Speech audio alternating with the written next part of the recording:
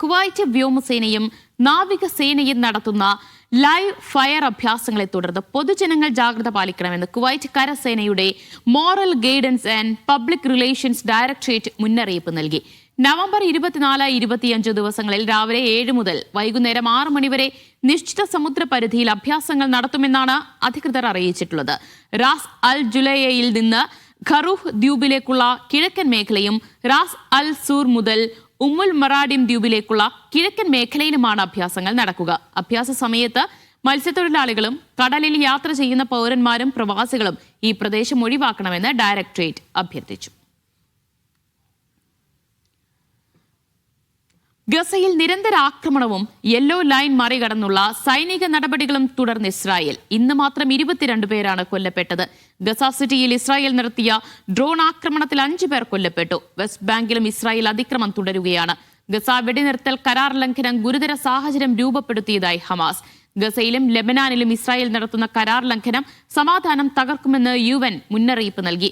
ലെബനാനിൽ Israel നടത്തിയ ആക്രമണത്തിൽ ഒരാൾ കൊല്ലപ്പെട്ടു. 10 ലക്ഷം ഫലസ്തീനികൾ ഗസയിൽ കടുത്ത ദുരിതത്തിലാണെന്ന് UN ഏജൻസി മുന്നറിയിപ്പ് നൽകി. MC നാസർ കൂടുതൽ വിവരങ്ങൾ നൽകും. MC, ഇന്ന് ഏത് രീതിയിലുള്ള കരാർ ലംഘനമാണ് ഇസ്രായേൽ സൈന്യത്തിന്റെ ഭാഗത്തുനിന്നുണ്ടായത്? ആക്രമണം എത്രത്തോളം രൂക്ഷമാണിപ്പോൾ? ദിവ്യ, വളരെ ശക്തമായിട്ടുള്ള ആക്രമണമാണ്. ഒരു പക്ഷേ ഈ വെടിനിർത്തൽ കരാർ നിലവിൽ വന്നതിന് ശേഷം ഏറ്റവും കൂടുതൽ പേർ കൊല്ലപ്പെടുന്ന ഒരു ദിവസം കൂടിയായിട്ട് ഇന്ന് മാറുകയാണ്. 22 പേർ ഔദ്യോഗികമായി തന്നെ കൊല്ലപ്പെട്ടതായിട്ടുള്ള സ്ഥിരീകരണം പുറത്തു വന്നിരിക്കുന്നു. അതോടൊപ്പം തന്നെ 94 പേർക്ക് ഇന്നത്തെ ആക്രമണങ്ങളിൽ പരിക്കേൽക്കുകയും ചെയ്തിട്ടുണ്ട്. അപ്പം വ്യാപകമായിട്ടുള്ള ആക്രമണത്തിലേക്ക് തന്നെ ഇസ്രായേൽ നീങ്ങുകയാണ്. അതായത് വെടിനിർത്തൽ കരാർ പ്രാബല്യത്തിൽ വന്ന് 42 ദിവസം പിന്നിടുന്ന ഒരു ഘട്ടത്തിലും ആ കരാറിനോട് ഏതെങ്കിലും അർത്ഥത്തിൽ നീതി പുലർത്താനുള്ള ഒരു താല്പര്യവും ഇസ്രായേൽ സേന നേരത്തെ മുതൽ പുലർത്തിയിരുന്നില്ല. ഇപ്പോൾ കൂടുതൽ വ്യാപകമായ അവസ്ഥയിലേക്ക് ആക്രമണ പരമ്പര നീങ്ങുന്നു എന്നതിൻ്റെ കൃത്യമായിട്ടുള്ള സൂചനയാണ് ഈ 22 മരണം. അതോടൊപ്പം തന്നെ വെസ്റ്റ് ബാങ്കിലേക്ക് ആക്രമണം വ്യാപിപ്പിക്കുന്നുണ്ട്. ലെബനാന് നേരെ നടന്ന ആക്രമണത്തിൽ ഒരാൾ കൂടി കൊല്ലപ്പെട്ട സാഹചര്യം ഉണ്ടായിട്ടുണ്ട്. അപ്പോൾ ഫലസ്തീനികൾക്കെതിരെ അത് ഗസയിലും വെസ്റ്റ് ബാങ്കിലും അതോടൊപ്പം തന്നെ ലെബനാനിലെ ഫലസ്തീൻ അഭയാർത്ഥി ക്യാമ്പിനു നേരെയും ആക്രമണം തുടർന്നുകൊണ്ട് മുന്നോട്ട് പോകുന്ന സ്ഥിതിവിശേഷമാണുള്ളത്. ഈ ഒരു ഘട്ടത്തിലാണ് ഇപ്പോൾ മധ്യസ്ഥ രാജ്യങ്ങൾക്ക് ഹമാസ് മുന്നറിയിപ്പ് നൽകിയതായിട്ടുള്ള റിപ്പോർട്ട് പുറത്തു വരുന്നത്. ഇനിയും ഈ 400-ലധികം തവണ ഈ കരാർ ലംഘിച്ചുകൊണ്ട് ആക്രമണം നടന്നു. ഇനിയും ഇത് മൗനാനുവാദം അല്ലെങ്കിൽ ഏതെങ്കിലും അർത്ഥത്തിൽ ഇക്കാര്യത്തിൽ നിസ്സംഗത പുലർത്താൻ തങ്ങൾക്ക് സാധിക്കുകയില്ല. ഇത് വെടിനിർത്തൽ കരാർ പൂർണ്ണമായും തകർക്കുന്ന ഒരു അവസ്ഥയാണ് രൂപപ്പെടുത്തിയത് എന്ന ഒരു മുന്നറിയിപ്പാണ് ഖത്തറിനും ഈജിപ്തിനും തുർക്കി ഉൾപ്പെടെയുള്ള മധ്യസ്ഥ രാജ്യങ്ങൾക്കും ഹമാസ് നൽകിയിരിക്കുന്നത്. ഇനി ഏതെങ്കിലും അർത്ഥത്തിലുള്ള ഒരു അനുരഞ്ജന നീക്കം മധ്യസ്ഥ രാജ്യങ്ങൾ മുന്നിൽ നിന്നുകൊണ്ട് നടക്കുകയാണെങ്കിൽ മാത്രമായിരിക്കും ഈ ആക്രമണത്തിൽ കുറവുണ്ടാവുക. അതല്ല എങ്കിൽ നേരത്തെ 42 ദിവസമായി തുടരുന്ന ഈ വെടിനിർത്തൽ കരാർ ഏത് സമയത്ത് വേണമെങ്കിലും ലംഘിക്കപ്പെടുക അല്ലെങ്കിൽ പൂർണ്ണമായിട്ടും ഇല്ലാതാകുന്ന ഒരു സാഹചര്യം കൂടിയാണ് ഇന്നത്തെ ആക്രമണ പരമ്പരകളിലൂടെ ബോധ്യപ്പെടുന്നതും തെളിയിക്കപ്പെട്ടിരിക്കുന്നതും. ഹമാസ് ഉൾപ്പെടെ മറ്റ് വെടിനിർത്തൽ കരാർ ചർച്ചയിൽ പങ്കെടുക്കുന്ന മധ്യസ്ഥ രാജ്യങ്ങളൊക്കെ ഈ കരാർ ലംഘനങ്ങൾ എങ്ങനെയാണ് നോക്കിക്കാണുന്നത്? അവരുടെ പ്രതികരണം എങ്ങനെ വരുന്നു? ദിവ്യ, ഔദ്യോഗികമായിട്ട് ഇപ്പോൾ അമേരിക്കയുടെ ഭാഗത്തു നിന്നോ അല്ലെങ്കിൽ യൂറോപ്യൻ യൂണിയന്റെ രാജ്യങ്ങളുടെ ഭാഗത്തു നിന്നോ ഔദ്യോഗികമായിട്ടുള്ള ഒരു പ്രതികരണം ഇനിയും വന്നിട്ടില്ല. കാരണം ഇന്നിപ്പം ഇസ്രായേൽ പ്രധാനമന്ത്രി നെതന്യാഹു അല്പം മുമ്പ് നടത്തിയിരിക്കുന്ന പ്രതികരണത്തിൽ വ്യക്തമാക്കിയത് യെല്ലോ ലൈൻ മറികടന്നുകൊണ്ട് ഹമാസ് പോരാളികൾ തങ്ങളുടെ സൈന്യത്തിന് നേരെ ആക്രമണത്തിന് മുതിർന്നു. തുടർന്ന് സൈന്യം നടത്തിയ വെടിവെപ്പിലാണ് റഫേൽ മാത്രം 5 പേർ കൊല്ലപ്പെട്ടിരിക്കുന്നത്. മറ്റിടങ്ങളിലും ഹമാസിന്റെ ഭാഗത്തു നിന്നുണ്ടായ നീക്കങ്ങളാണ് ഈ ഒരു വെടിനിർത്തലിനും സംഘർഷത്തിനും കാരണമായത് എന്ന അർത്ഥത്തിൽ തികച്ചും അടിസ്ഥാനരഹിതമായിട്ടുള്ള ഇത്തരം ആരോപണങ്ങൾ ഉന്നയിച്ചുകൊണ്ട് തങ്ങൾ നടത്തുന്ന ഈ വെടിനിർത്തൽ കരാർ ലംഘനങ്ങൾക്ക് മറയിടാനുള്ള വളരെ ആസൂത്രിതമായിട്ടുള്ള ഒരു നീക്കമാണ് ഇസ്രായേൽ പ്രധാനമന്ത്രി നെതന്യാഹുവും അതോടൊപ്പം തന്നെ സൈനിക നേതൃത്വവും തുടർന്നുകൊണ്ടിരിക്കുന്നത്. ഈ ഒരു ഘട്ടത്തിൽ മധ്യസ്ഥ രാജ്യങ്ങളാണ് ഇപ്പോൾ സ്ഥിതിഗതികൾ വളരെ ഗൗരവപൂർണ്ണമായിട്ടുള്ള ഇടപെടൽ വേണമെന്ന് അമേരിക്കയോടും അതോടൊപ്പം തന്നെ UN ഉൾപ്പെടെയുള്ള വേദികളോടും ആവശ്യപ്പെട്ടിട്ടുണ്ട്. പക്ഷെ ആരാണ് ഇതിന് മുൻകൈ എടുക്കേണ്ടത് എന്ന ചോദ്യത്തിന് ഇപ്പോൾ ഇപ്പോൾ പോലും ഒരു കൃത്യമായിട്ടുള്ള ഒരു പ്രതികരണം നടത്താനോ പിന്നെ തങ്ങളുടേതായിട്ടുള്ളൊരു നയം പ്രഖ്യാപിക്കാനോ അമേരിക്ക തയ്യാറാവുന്നില്ല. കാരണം അമേരിക്കയും ഇസ്രായേൽ നേതൃത്വവുമായിട്ട് ഇന്നലെയും ആശയവിനിമയം നടന്നതായിട്ടുള്ള റിപ്പോർട്ടുകളുണ്ട്. പക്ഷെ അതൊക്കെയും ഇപ്പോൾ നടക്കുന്ന അല്ലെങ്കിൽ ഈ നടത്തിക്കൊണ്ടിരിക്കുന്ന 400-ലധികം വരുന്ന ആക്രമണങ്ങളിലൂടെ അതിൽ 318 പേരാണ് ഈ 42 ദിവസത്തിനുള്ളിൽ മാത്രം കൊല്ലപ്പെട്ടിരിക്കുന്നത്. അതോടൊപ്പം തന്നെ ഒരു 800-ലധികം പേർക്ക് പരിക്കേൽക്കുന്ന ഒരു സാഹചര്യവും ഉണ്ടായി. ഇതൊക്കെയും വെടിനിർത്തൽ കരാർ നിലനിൽക്കുന്ന അതേ ഘട്ടത്തിലാണ് ഈ ആക്രമണവും ഈ മരണവും ഈ ക്രൂട്ട നഷ്ടീകരണവും ഒക്കെ തുടർന്നുകൊണ്ടിരിക്കുന്നത്. അതൊരു ഭാഗത്ത്. അതോടൊപ്പം തന്നെ മറുഭാഗത്ത് ഈ കരാർ വ്യവസ്ഥയിൽ പറയുന്ന ഒരു കാര്യങ്ങളും ഇനിയും നടപ്പാക്കാൻ റഫാ അതിർത്തി തുറക്കുന്നത് സംബന്ധിച്ചൊരു പ്രതികരണം പോലും ഇസ്രായേൽ നടത്തിയിട്ടില്ല. അതോടൊപ്പം തന്നെ കൂടുതൽ ട്രക്കുകൾ ഗസയിലേക്ക് അയക്കുമെന്ന് പറഞ്ഞിരുന്നു. അക്കാര്യത്തിലും പൂർണ്ണമായിട്ടുള്ള മൗനമാണ് ഇസ്രായേലിന്റെ ഭാഗത്തുനിന്ന് ഉണ്ടാവുന്നത്. അതുമാത്രമല്ല, അങ്ങനെ ഒരു വെടിനിർത്തൽ കരാർ തന്നെ ഇപ്പോൾ പ്രാബല്യത്തിലുണ്ടോ എന്ന് പോലും സംശയിക്കേണ്ടിയിരിക്കുന്നു. ദിവ്യ, തീർച്ചയായിട്ടും. കാരണം ഒക്ടോബർ 10 വളരെ നീണ്ട 2 കൊല്ലത്തെ യുദ്ധത്തിന് അറുതി വരുത്തിക്കൊണ്ട് അമേരിക്കൻ പ്രസിഡന്റ് ട്രംപ് മുന്നോട്ട് വെച്ച ആ പദ്ധതി നീണ്ട ചർച്ചകളിലൂടെ ഒടുവിൽ ഇരുപക്ഷവും അത് അംഗീകരിച്ച് മുന്നോട്ട് പോകാൻ തീരുമാനിക്കുമ്പോൾ അത് പൂർണ്ണമായിട്ടും അത് നടപ്പാക്കുന്നു അല്ലെങ്കിൽ കുറ്റമറ്റ രീതിയിൽ വെടിനിർത്തൽ കരാർ മുന്നോട്ട് പോകുന്നു എന്ന് ഉറപ്പാക്കേണ്ട ബാധ്യതയും അമേരിക്കൻ പ്രസിഡന്റ് ട്രംപിനും അതോടൊപ്പം തന്നെ അമേരിക്കയുടെ ഉന്നത ഉദ്യോഗസ്ഥർക്കുമുണ്ട്. പക്ഷേ അവരുടെ ഭാഗത്തുനിന്ന്, ട്രംപിന്റെ ഭാഗത്തുനിന്നോ അല്ലെങ്കിൽ സ്റ്റീവ് വിറ്റ്കോഫ് ഉൾപ്പെടെയുള്ളവരുടെ ഭാഗത്തുനിന്നോ അനുകൂലമായിട്ടോ ഇതുമായി എതിർത്തുകൊണ്ട് ഇസ്രായേലിനെതിരായിട്ടുള്ള ഒരു പ്രതികരണം പോലും വന്നിട്ടില്ല. അപ്പോൾ കൃത്യമാണ് കാര്യങ്ങൾ. എന്താണോ ഇസ്രായേലും അമേരിക്കയും തീരുമാനിക്കുന്നത്, അപ്പോൾ നിരന്തരമായിട്ടുള്ള ഈ ആക്രമണ പരമ്പരകൾ തുടരുക, പേരിന് പുറമേക്ക് തങ്ങൾ ഇടപെട്ടുകൊണ്ട് ഈ യുദ്ധാറുതി ഉണ്ടാക്കിയെന്ന ഒരു പ്രതിച്ഛായ വരുത്തി തീർക്കുക. അതിലപ്പുറം പ്രായോഗികമായിട്ട് ഒരു പശ്ചിമേഷ്യൻ സമാധാനത്തിന്റെ ആ സമാധാനം നിലനിർത്താൻ ഉതകുന്ന മൂർത്തമായിട്ടുള്ള ഒരു നടപടിയും അമേരിക്ക ഇനി ചെയ്യാൻ പോകുന്നില്ല എന്നതിന്റെ കൂടി കൃത്യമായിട്ടുള്ള തെളിവാണ് ഈ 42 ദിവസങ്ങളായി തുടരുന്ന 318 പേരുടെ മരണത്തിനും 800-ലധികം പേർക്ക് പരിക്കേൽക്കുന്നതിനും ഇടയാക്കിയിരിക്കുന്ന ഈ ക്രൂരമായിട്ടുള്ള വെടിനിർത്തൽ കരാർ ലംഘനവും തുടർന്നുള്ള നീക്കങ്ങളും. ഇനി അമേരിക്കയുടെ ഭാഗത്തു നിന്ന് മധ്യസ്ഥ രാജ്യങ്ങൾ ഇടപെട്ടുകൊണ്ട് ഏതെങ്കിലും അർത്ഥത്തിലുള്ള നീക്കങ്ങൾ ഉണ്ടാകുമോ എന്ന് മാത്രമാണ് ഒരു പ്രതീക്ഷ ബാക്കിയുള്ളത്. അത് ഉണ്ടായിട്ടില്ല എങ്കിൽ തീർച്ചയായിട്ടും പേരിന് വെടിനിർത്തലുണ്ടാകും. പക്ഷേ പ്രയോഗതലത്തിൽ ഈ കൂട്ട നശീകരണവും കൂട്ടവംശഹത്യയും തുടർന്നുകൊണ്ടേ തന്നെ ഇരിക്കുന്ന ഒരു സാഹചര്യമായിരിക്കും ഇനിയും ഉണ്ടാകാൻ പോകുന്നത്. ദിവ്യ, ഇപ്പോഴത്തേത് ഗുരുതര സാഹചര്യം എന്നാണ് ഹമാസ് പ്രതികരിച്ചിരിക്കുന്നത്. എന്തായാലും തുടർച്ചയായുള്ള കരാർ ലംഘനം ഇസ്രായേലിന്റെ ഭാഗത്തുണ്ടാക്കുന്നു. നിരവധി പേർ കൊല്ലപ്പെട്ടുകൊണ്ടിരിക്കുകയാണ് ഗസയിൽ എപ്പോഴും. MC നാസറാണ് വിവരങ്ങൾ നൽകിയത്. മറ്റു വാർത്തയിലേക്ക്. കിങ് സൽമാൻ റിലീഫ് സെന്ററിന്റെ നേതൃത്വത്തിൽ ഗസയിലേക്ക് ടെന്റുകൾ എത്തിച്ചു. റഫ അതിർത്തി വഴിയാണ് സഹായം. ട്രക്ക് വഴിയായിരുന്നു ടെന്റുകൾ എത്തിച്ചത്. ഗസയിലേക്കുള്ള സൗദിയുടെ സഹായം തുടരുകയാണ്.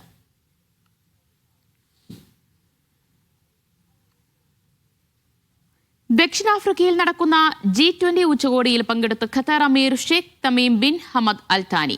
ദക്ഷിണാഫ്രിക്കൻ പ്രസിഡന്റിന്റെ ക്ഷണപ്രകാരമാണ് അമീർ ഉച്ചകോടിക്കെത്തിയത്. 40-ലേറെ രാഷ്ട്രങ്ങൾ ഇത്തവണത്തെ ഉച്ചകോടിയിൽ പങ്കെടുക്കുന്നുണ്ട്. വിവരങ്ങളുമായി ദോഹയിൽ നിന്ന് മുഹമ്മദ് അബ്ബാസ് ചേരുകയാണ്. അബ്ബാസ, G20 ഉച്ചകോടിയിലാണ് ഇപ്പോൾ ത്രികക്ഷി കൂട്ടായ്മയൊക്കെ പ്രഖ്യാപനം ഉണ്ടായിട്ടുള്ളത്. മറ്റെന്തൊക്കെ സഹകരണത്തിലേക്കാണ് അല്ലെങ്കിൽ കരാറുകളിലാണ് രാജ്യങ്ങൾ ഒപ്പുവെച്ചിട്ടുള്ളത്?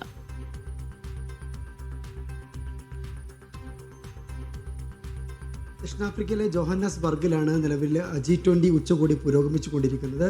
ലോകത്തെ വ്യാവസായികമായി പുരോഗതി പ്രാപിച്ച രാഷ്ട്രങ്ങളും പുരോഗതി പ്രാപിക്കുന്ന രാഷ്ട്രങ്ങളുമാണ് ഈ G20-യിലുള്ളത്. അതിലേക്കാണ് ഖത്തറിന് ക്ഷണമുണ്ടായിരുന്നത്. തുടർച്ചയായ 2ാമത്തെ വർഷമാണ് ഖത്തർ അമീർ Sheikh Tamim bin Hamad Al താനി G20 ഉച്ചകോടിയിൽ പങ്കെടുക്കുന്നത്.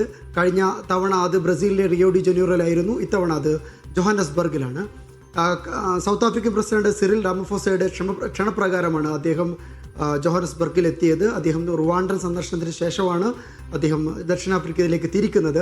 ആഗോളതലത്തിൽ ലോകരാഷ്ട്രങ്ങൾ നേരിടുന്ന വലിയ വെല്ലുവിളികൾക്കെല്ലാം ഈ G20 ഉച്ചകോടിയിൽ പരിഹാരമുണ്ടാകുമെന്ന് അദ്ദേഹം ഉച്ചകോടിയിൽ പങ്കെടുത്തതിന് ശേഷം എക്സിൽ പങ്കുവച്ച ഒരു കുറിപ്പിൽ പ്രതികരിക്കുകയുണ്ടായി. 42 രാഷ്ട്ര നേതാക്കളാണ്, അതുപോലെ അന്താരാഷ്ട്ര തലത്തിലുള്ള സംഘടനകളാണ് ജോഹന്നസ്ബർഗിലെ G20 ഉച്ചകോടിയിൽ പങ്കെടുക്കുന്നത്. ഇത്തവണത്തെ പ്രമേയം എന്ന് പറയുന്നത് സോളിഡാരിറ്റി, അതുപോലെ ഇക്വാലിറ്റി, സസ്റ്റൈനബിലിറ്റി എന്നുള്ളതാണ്.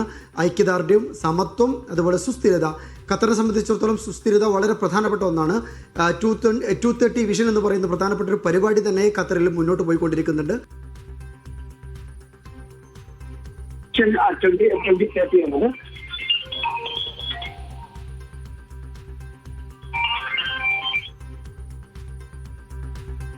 യെസ്, ദക്ഷിണാഫ്രിക്കൻ പ്രസിഡന്റിന്റെ ക്ഷണപ്രകാരമാണ് G20 ഉച്ചകോടിയിൽ ഖത്തർ അമീർ അവിടെ പങ്കെടുക്കാനായി എത്തിച്ചേർന്നിട്ടുള്ളത്. ഖത്തർ അമീർ Sheikh Tamim bin Hamad Al ഥാനിയാണ് ഉച്ചകോടിക്ക് എത്തിയത്. 40-ലേറെ രാഷ്ട്രങ്ങളാണ് ഇത്തവണത്തെ ഉച്ചകോടിയിൽ പങ്കെടുക്കുന്നത് എന്നതാണ് ശ്രദ്ധേയം. അതോടൊപ്പമാണ് ത്രികക്ഷി കൂട്ടായ്മ പ്രഖ്യാപനമടക്കം G20 ഉച്ചകോടിക്കിടെ ഉണ്ടാവുകയും ചെയ്തത്. മുഹമ്മദ് അബ്ബാസ് ആണ് വിവരങ്ങൾ നൽകിയത്. മറ്റു വാർത്തയിലേക്ക്. മദീന ബസ് അപകടത്തിൽ മരിച്ച 46 ഹൈദരാബാദ് സ്വദേശികളുടെ മൃതദേഹം കബറടക്കി. മദീന പള്ളിയിൽ നടന്ന സംസ്കാര ചടങ്ങിലേക്ക് മരിച്ചവരുടെ ബന്ധുക്കളും ഇന്ത്യയിൽ നിന്നുള്ള കേന്ദ്ര സംഘവും എത്തി. ബസ്സിൽ ഇന്ധന ടാങ്കർ ഇടിച്ചുണ്ടായ അപകടത്തിലാണ് ഹൈദരാബാദ് സ്വദേശികളായ ഉംറ തീർത്ഥാടകർ മരിച്ചത്. ഇവരുടെ മൃതദേഹമാണ് മദീനയിൽ ഖബറടക്കിയത്.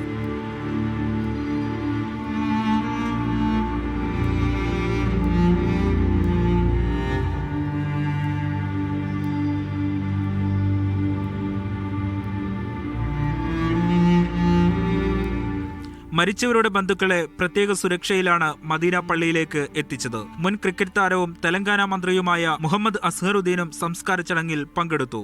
ഇന്ത്യയിൽ നിന്നുള്ള കേന്ദ്ര സംഘത്തിനൊപ്പം എംബസി, കോൺസുലേറ്റ് സ്ഥാനപതികളും സൗദി മന്ത്രാലയ ഉദ്യോഗസ്ഥരും ചടങ്ങിനെത്തി.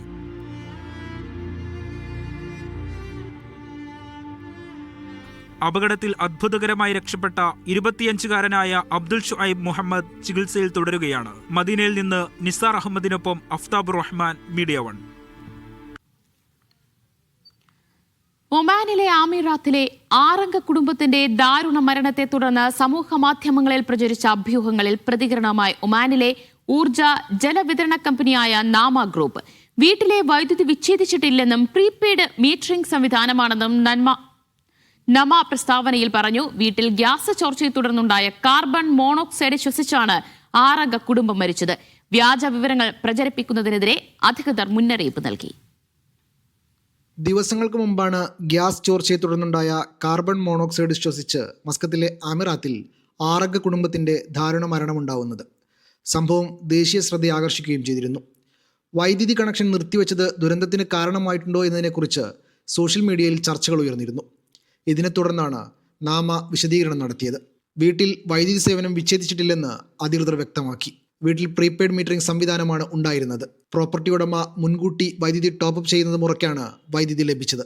സംഭവത്തിന് മുമ്പ് സേവനം താൽക്കാലികമായി നിർത്തിവച്ചിട്ടില്ലെന്നും കമ്പനി സ്ഥിരീകരിച്ചിട്ടുണ്ട്. കുടുംബത്തിന് കമ്പനി അനുശോചനം രേഖപ്പെടുത്തുകയും ചെയ്തു. ഓവർഡ്യൂ പേയ്മെന്റ് ഉള്ള ഉപഭോക്താക്കൾക്ക് ഫ്ലെക്സിബിൾ തവണ വ്യവസ്ഥ പ്ലാനുകൾ നൽകുന്നുണ്ടെന്നും സേവന തടസ്സം തടയുന്നതിന് പ്രീപെയ്ഡ് മീറ്ററുകളുമായി ബന്ധിപ്പിച്ചിട്ടുള്ള ഒന്നിലധികം സൗകര്യങ്ങൾ നൽകുന്നുണ്ടെന്നും നാമ വ്യക്തമാക്കി. കുടുംബങ്ങൾക്ക് മേലുള്ള സാമ്പത്തിക സമ്മർദ്ദം കുറക്കുന്നതിനുള്ള നടപടികൾ നിലവിലുണ്ടെന്നും അവർ പറഞ്ഞു. വ്യാജ വിവരങ്ങൾ പ്രചരിപ്പിക്കുന്നവർക്കെതിരെ അധികൃതർ മുന്നറിയിപ്പ് നൽകി. Media 1, Muscat. സമൂഹ മാധ്യമങ്ങളിലും ഓൺലൈൻ മേഖലയിലും നിരീക്ഷണം ശക്തമാക്കി കുവൈറ്റ് ആഭ്യന്തര മന്ത്രാലയം. പൊതുധാർമ്മികതയെ ലംഘിക്കുന്നതോ നിയമലംഘനത്തിന് പ്രേരിപ്പിക്കുന്നതോ ആയ ഓൺലൈൻ ഉള്ളടക്കങ്ങൾക്കെതിരെ കർശന നടപടി സ്വീകരിക്കുമെന്ന് അധികൃതർ മുന്നറിയിപ്പ് നൽകി. വ്യാജ സോഷ്യൽ മീഡിയ അക്കൗണ്ടുകളും അശ്ലീലവും അധാർമികവുമായ ഉള്ളടക്കങ്ങളും തടയാൻ ലക്ഷ്യമിട്ടുള്ള നടപടികളാണ് മന്ത്രാലയം കൈക്കൊണ്ടിരിക്കുന്നത്. ഓൺലൈൻ പ്രവർത്തനങ്ങൾ നിരീക്ഷിക്കാൻ രാജ്യത്ത് വിപുലമായ സംവിധാനങ്ങളാണുള്ളത്. കഴിഞ്ഞ ദിവസങ്ങളിൽ ഇലക്ട്രോണിക് കുറ്റകൃത്യ നിരോധന വിഭാഗം നടത്തിയ പരിശോധനയിൽ 48 നിയമലംഘനങ്ങൾ കണ്ടെത്തി. പൊതുധാർമ്മികതയെ വ്രണപ്പെടുത്തുന്ന പോസ്റ്റുകൾ, വ്യക്തികളെ അവഹേളിക്കുന്ന പ്രസ്താവനകൾ, നിയമലംഘനത്തിന് പ്രേരിപ്പിക്കുന്ന ഉള്ളടക്കം എന്നിവയ്ക്കെതിരെയാണ് നടപടി. നിരോധിതവും നിയമവിരുദ്ധവുമായ ഉള്ളടക്കം പ്രചരിപ്പിച്ചിരുന്ന ചില വ്യാജ അക്കൗണ്ടുകളും കണ്ടെത്തി. രാജ്യത്തിന്റെ മൂല്യങ്ങളോട് പൊരുത്തപ്പെടുന്ന സുരക്ഷിതമായ ഡിജിറ്റൽ അന്തരീക്ഷം ഉറപ്പാക്കാനുള്ള ശ്രമത്തിന്റെ ഭാഗമാണിത്. കേസുകൾ ബന്ധപ്പെട്ട അധികാരികൾക്ക് നിയമ നടപടിക്കായി കൈമാറിയതായി മന്ത്രാലയം വ്യക്തമാക്കി. 24 മണിക്കൂറും നിരീക്ഷണം തുടരുമെന്നും സോഷ്യൽ മീഡിയ, ഡിജിറ്റൽ പ്ലാറ്റ്ഫോം ഉപയോക്താക്കൾ നിയമങ്ങളും ഉത്തരവാദിത്വവും പാലിക്കണമെന്ന് ഓർമ്മിപ്പിക്കുകയും ചെയ്തു. ആവിഷ്കാര സ്വാതന്ത്ര്യമെന്ന പേരിൽ ധാർമ്മികത ലംഘിക്കുന്നത് ഒരിക്കലും ന്യായീകരിക്കാനാകില്ലെന്നും മന്ത്രാലയം കൂട്ടിച്ചേർത്തു. Media 1, Kuwait. ബഹ്റൈനിൽ സന്ദർശക വിസ വർക്ക് പെർമിറ്റാക്കി മാറ്റുന്നതിന് പൂർണ്ണ നിരോധനം വരുമോ? പാർലമെന്റിൽ നിർണായക വോട്ടെടുപ്പിലേക്ക് കടക്കാനൊരുങ്ങുകയാണ് ബഹ്റൈൻ. ബില്ല് നടപ്പിലായാൽ പ്രവാസികളുടെ തൊഴിലവസരങ്ങളെ ഇത് നേരിട്ട് ബാധിക്കുമെന്ന് ഏറെക്കുറെ ഉറപ്പാണ്. എത്രത്തോളം ആശങ്കയിലാണ് പ്രവാസി സമൂഹം എന്ന് നോക്കാം. നജ്മ മജീദ് ചേരുകയാണ്. നജ്മ, ഈ ബില്ല് നടപ്പിലായാൽ എങ്ങനെയൊക്കെയാണത് പ്രവാസികളെ ബാധിക്കാൻ പോകുന്നത്? ദിവ്യ, സാധാരണ വരുന്ന വാർത്തകളൊക്കെ ഗൾഫിൽ നിന്ന് വരുന്ന വാർത്തകളൊക്കെ നമുക്ക് ചില പ്രതീക്ഷകളൊക്കെ തരാറുണ്ട്. പക്ഷേ ഇത് നമ്മൾ മലയാളികളെ സംബന്ധിച്ച് കുറച്ച് ആശങ്കയുള്ള ഒരു വാർത്ത തന്നെയാണ്. കാരണം നമ്മൾ മലയാളികൾ ഇവിടുന്ന് ജോലിക്കായിട്ട് GCC കൺട്രികളിലൊക്കെ പോകുന്ന ആളുകൾ വിസിറ്റിംഗ് വിസയിലാണ് സാധാരണ പോകാറുള്ളത്. അവിടെ ചെന്ന് ജോലി കണ്ടെത്തുന്നതോടുകൂടി അത് വർക്ക് പെർമിറ്റ് വിസയിലേക്കൊക്കെ മാറ്റുകയാണ് ചെയ്യാറുള്ളത്. എന്നാൽ അതിലൊരു നിയന്ത്രണം കൊണ്ടുവരികയാണ് ബഹ്റൈൻ. അതിൻ്റെ വിശദമായ വിവരങ്ങളിലേക്ക് നമുക്ക് നോക്കാം. ബഹ്റൈനിൽ വിസ മാറ്റത്തിന് ബില്ല് വരുന്നു എന്നുള്ളതാണ്. ബഹ്റൈനിൽ വിസ മാറ്റത്തിൻ്റെ മറ്റ് കാര്യങ്ങളായത് പ്രവാസികളുടെ വിസ മാറ്റ ബില്ലിൽ നിർണായക വോട്ടെടുപ്പ് നടക്കുന്നു എന്നുള്ളതാണ്. ഈ നമ്മൾ സാധാരണ വിസിറ്റിംഗ് വിസ പോകുന്നു, പിന്നീട് ജോലി കിട്ടുന്നതോടുകൂടി അത് വർക്ക് പെർമിറ്റ് വിസയിലേക്ക് മാറ്റുകയാണല്ലോ പതിവ് ഉണ്ടായിരുന്നത്. എന്നാൽ ഇത് അവിടുത്തെ സ്വദേശികളുടെ തൊഴിലില്ലായ്മയ്ക്ക് ഒരു കാരണമാകുന്നു എന്നുള്ളതാണ് കണ്ടെത്തൽ. അതിൻ്റെ ഭാഗമായിട്ടാണ് ഈ വിസിറ്റിംഗ് വിസയിൽ വരുന്ന ആളുകൾക്ക് പിന്നീട് അത് വർക്ക് പെർമിറ്റ് വിസയിലേക്ക് കടക്കാൻ സാധിക്കില്ല എന്നുള്ളൊരു ബില്ലുമായിട്ട് വരുന്നത്. അതിൻ്റെ മറ്റ് കാര്യങ്ങൾ 1965 ഇമിഗ്രേഷൻ ആൻഡ് റെസിഡൻസ് നിയമ ഭേദഗതി ബില്ലാണ് ഇപ്പോൾ വീണ്ടും ചർച്ചയാകുന്നത്. ഇതിൽ ബിൽ സന്ദർശക വിസ വർക്ക് പെർമിറ്റാക്കി മാറ്റുന്നതിന് പൂർണ്ണ നിരോധനം ഏർപ്പെടുത്തുന്നു എന്നുള്ളതാണ്. മറ്റൊന്ന്, ബില്ലിന്മേൽ പാർലമെന്റിൽ വോട്ടെടുപ്പ് ചൊവ്വാഴ്ചയാണ്. പാർലമെന്റ് ഈ ബില്ല് അംഗീകരിച്ചിട്ടുണ്ട്. തുടർന്ന് വോട്ടെടുപ്പാണ് ചൊവ്വാഴ്ച നടക്കാൻ പോകുന്നത്. ഇനി വോട്ടെടുപ്പിന് ശേഷം എന്ത് സംഭവിക്കുന്നു എന്നുള്ളതാണ്. സന്ദർശക വിസ വർക്ക് പെർമിറ്റ് അഥവാ വർക്ക് വിസയാക്കി മാറ്റാൻ സാധിക്കില്ല. നമ്മൾ നേരത്തെ തന്നെ പറഞ്ഞതാണ്, നിയമനിർമ്മാണം നടപ്പിലായാൽ എന്ത് സംഭവിക്കും എന്നുള്ളതാണ്. വിസിറ്റിംഗ് വിസ പിന്നീട് നമുക്ക് വർക്കിംഗ് പെർമിറ്റ് വിസയിലേക്ക് മാറ്റാൻ സാധിക്കില്ല എന്നുള്ളതാണ്. അടുത്തതായി, അത്തരം സാധ്യതകൾക്ക് പൂർണ്ണമായും നിരോധനം ഏർപ്പെടുത്തും. മറ്റൊന്ന്, സ്വദേശികൾക്കിടയിൽ വർദ്ധിച്ചു വരുന്ന തൊഴിലില്ലായ്മ തന്നെയാണ് ഈ വിസിറ്റിംഗ് വിസയെ പെർമിറ്റ് വിസയാക്കി മാറ്റാൻ സാധിക്കില്ല എന്നുള്ള ബില്ല് കൊണ്ടുവരാനുള്ള പ്രധാന കാരണമായിട്ട് പറയുന്നത്. ഇനി ബിൽ പാർലമെന്റ് അംഗീകരിച്ചു, പക്ഷേ ശൂറ കൗൺസിൽ എതിർക്കുകയാണെങ്കിൽ, നേരത്തെ പറഞ്ഞിരുന്നു പാർലമെന്റിൽ ഇത് അംഗീകരിച്ചിരുന്നു, പക്ഷേ ശൂറ കൗൺസിൽ ഇത് എതിർക്കുകയാണ് ചെയ്തിരുന്നത്. ഈ ശൂറ കൗൺസിൽ പ്രേക്ഷകർക്കറിയാം, ഇതൊരു ഉപദേശക സമിതിയാണ്. നിയമനിർമ്മാണത്തിനുള്ള ഒരു ഉപദേശക സമിതിയാണ് ശൂറ കൗൺസിൽ എന്ന് പറയുന്നത്.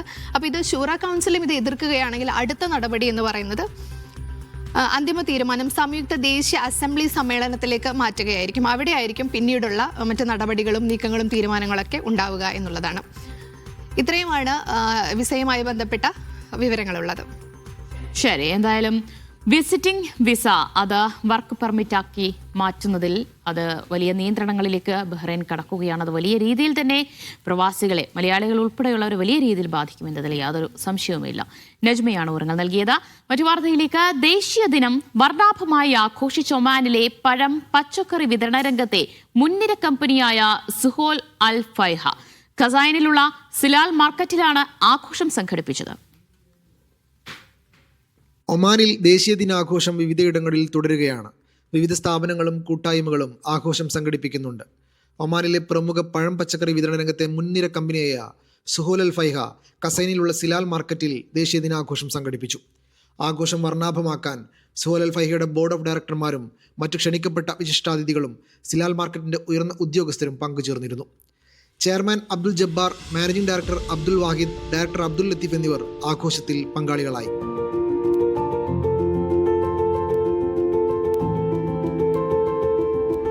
സുപ്രധാന ദേശീയ ദിനാഘോഷം തങ്ങളുടെ വ്യാപാര പങ്കാളികളുമൊത്തും സഹോദരതുല്യരായ സ്വദേശികളുമൊത്തും ആഘോഷിക്കാൻ കഴിഞ്ഞതിൽ സന്തോഷമുണ്ടെന്ന് ചെയർമാൻ അബ്ദുൽ ജബ്ബാർ പറഞ്ഞു. ഒമാന്റെ പാരമ്പര്യത്തെ ആദരിക്കും വിധം കാവയും ഈന്തപ്പഴവും നൽകിയാണ് അതിഥികളെ വരവേറ്റത്. തുടർന്ന് എല്ലാവരും ചേർന്ന് കേക്ക് മുറിച്ചു. Media 1 Muscat. സൗദിയിലെ ജിദ്ദ കോൺസുലേറ്റിലേക്കും ഇന്ത്യൻ എംബസിയിലേക്കും വിവിധ സേവനങ്ങൾ ഔട്ട്സോഴ്സ് ചെയ്യാനായി ടെൻഡർ ക്ഷണിച്ചു. കോൺസുലാർ, പാസ്പോർട്ട്, വിസ സേവനം എന്നിവയ്ക്കുള്ള ടെൻഡറും പ്രപ്പോസലുമാണ് ക്ഷണിച്ചത്. പോലീസ് ക്ലിയറൻസ് സർട്ടിഫിക്കറ്റ് സേവനങ്ങളും നൽകാൻ കഴിയണം. 30 ദിവസത്തിനകം യോഗ്യരായ കമ്പനികൾക്ക് അപേക്ഷ നൽകാം. 3 വർഷത്തേക്കായിരിക്കും കരാർ നൽകുക. സൗദിയിൽ മീഡിയ 1 സംഘടിപ്പിക്കുന്ന മീഡിയ 1 മബ്രൂഖ് ഗൾഫ് ടോപ്പേഴ്സിന്റെ 3ാം എഡിഷൻ ദമാമിൽ സമാപിച്ചു. 10, 12 ക്ലാസുകളിലെ പരീക്ഷകളിൽ 90% മാർക്ക് നേടിയ വിദ്യാർത്ഥികൾ ചടങ്ങിൽ ആദരം ഏറ്റുവാങ്ങി. രക്ഷിതാക്കളുടെയും അധ്യാപകരുടെയും പൗരപ്രമുഖരുടെയും സാന്നിധ്യത്തിലായിരുന്നു ആദരവ്.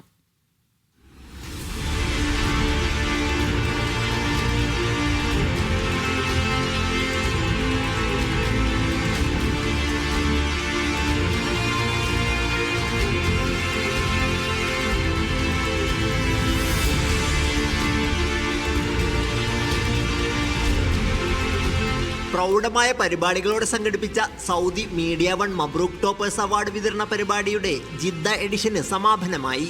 നഗരത്തിലെ വിവിധ സ്കൂളുകളിൽ നിന്നുള്ള 100ഓളം വിദ്യാർത്ഥികൾ ആദരം ഏറ്റുവാങ്ങി. രക്ഷിതാക്കളുടെയും അധ്യാപകരുടെയും പൗരപ്രമുഖരുടെയും സാന്നിധ്യത്തിലായിരുന്നു ആദരം.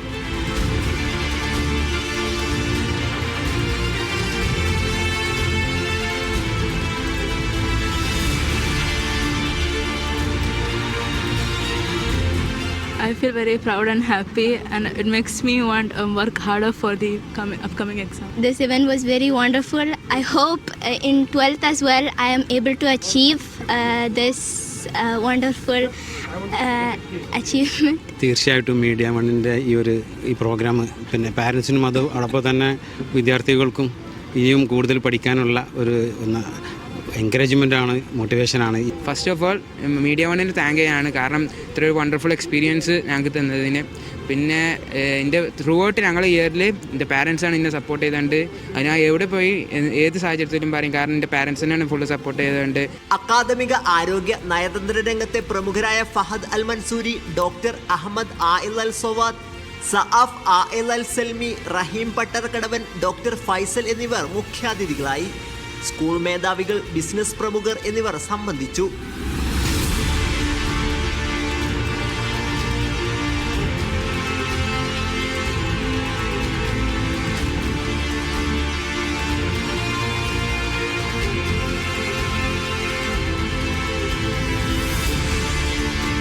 കുട്ടികൾക്കും ഇതൊരു നല്ലൊരു ഇൻസ്പിറേഷനാണ്.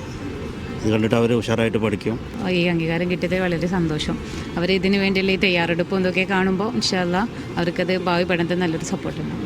SSLCക്കും എൻ്റെ മകൾക്ക് ഇതുപോലൊരു ആദരവ് ലഭിച്ചിരുന്നു. അപ്പോൾ ഇപ്പോൾ +2നും ലഭിച്ചു. ഏതായാലും അൽഹംദുലില്ലാ എല്ലാവിധ സ്തുതിയും സർവശക്തന് നേരുകയാണ്. അതോടൊപ്പം മീഡിയ വണ്ണിന് എല്ലാവിധ നന്ദിയും അറിയിക്കുന്നു. സൗദിയിൽ 4ഇടങ്ങളിലായാണ് ഇത്തവണ പുരസ്കാര ചടങ്ങ് പൂർത്തിയാക്കിയത്. ജിദ്ദക്ക് പുറമെ റിയാദ്, ദമാം, യാംബു എന്നിവിടങ്ങളിലെ അവാർഡ് ദാനം നേരത്തെ പൂർത്തിയാക്കിയിരുന്നു. Sabith Saleem, media one, Jeddah. ദുബായിയുടെ പൈതൃകം സംരക്ഷിക്കുന്നതിന് പ്രവാസികൾക്കുൾപ്പെടെ പ്രത്യേക പുരസ്കാരം ഏർപ്പെടുത്തി. ദുബായ് കിരീടാവകാശി ഷെയ്ഖ് ഹംദാനാണ് എത്ത് ദുബായ് എന്ന പേരിൽ അവാർഡ് ഏർപ്പെടുത്തിയത്. ദുബൈയുടെ സംസ്കാരവും പൈതൃകവും സംരക്ഷിക്കുന്നതിന് മൊത്തം 50 ലക്ഷം ദിർഹമിന്റെ അവാർഡാണ് ഇർദ് ദുബായ് എന്ന പേരിൽ പ്രഖ്യാപിച്ചത്. മികച്ച എൻട്രിക്ക് 10 ലക്ഷം ദിർഹമാണ് സമ്മാനം. ഉപവിഭാഗങ്ങൾക്ക് 5 ലക്ഷം ദിർഹം വീതം സമ്മാനം ലഭിക്കും. കമ്മ്യൂണിറ്റി വിഭാഗത്തിൽ 5 കാറ്റഗറിയിൽ അവാർഡുണ്ട്. കുടുംബത്തിന്റെ പൈതൃകം രേഖപ്പെടുത്തുന്ന മികച്ച കഥ, ദുബൈയുടെ വാമൊഴി പാരമ്പര്യം, ക്രിയാത്മകമായ മികച്ച ഡോക്യുമെന്ററി സ്റ്റോറി, സാമൂഹ്യ മാധ്യമങ്ങളിൽ നൽകിയ മികച്ച സ്റ്റോറി, മികച്ച ദുബൈ റെസിഡന്റ് സ്റ്റോറി എന്നിങ്ങനെ 5 വിഭാഗങ്ങളിലാണ് കമ്മ്യൂണിറ്റി അവാർഡ് നൽകുക. സർക്കാർ സ്വകാര്യ സ്ഥാപനങ്ങൾക്ക് അപേക്ഷിക്കാവുന്ന 2 അവാർഡുകളുണ്ട്. ഇർദ് ദുബൈ .ae എന്ന വെബ്സൈറ്റ് വഴിയോ ഇർദ് ദുബൈ ആപ്പ് വഴിയോ അപേക്ഷ സമർപ്പിക്കാം. 2026 ജനുവരി 15 വരെ എൻട്രികൾ സ്വീകരിക്കും. അടുത്ത വർഷം ആദ്യപാദത്തിൽ അവാർഡുകൾ വിതരണം ചെയ്യും. Media one, Dubai. ദുബായിലെ മലയാളി റെസ്റ്റോറന്റ് ഉടമകൾ കൈകോർക്കുന്നു. കേരളത്തിലെ റെസ്റ്റോറന്റ് ഉടമകളുടെ കൂട്ടായ്മയായ കേരള ഹോട്ടൽസ് ആൻഡ് റെസ്റ്റോറന്റ് അസോസിയേഷന്റെ കീഴിലാണ് ഇവർ ഒന്നിക്കുന്നത്. ഇതിന്റെ ആദ്യ യോഗം ദുബായിൽ പുരോഗമിക്കുകയാണ്.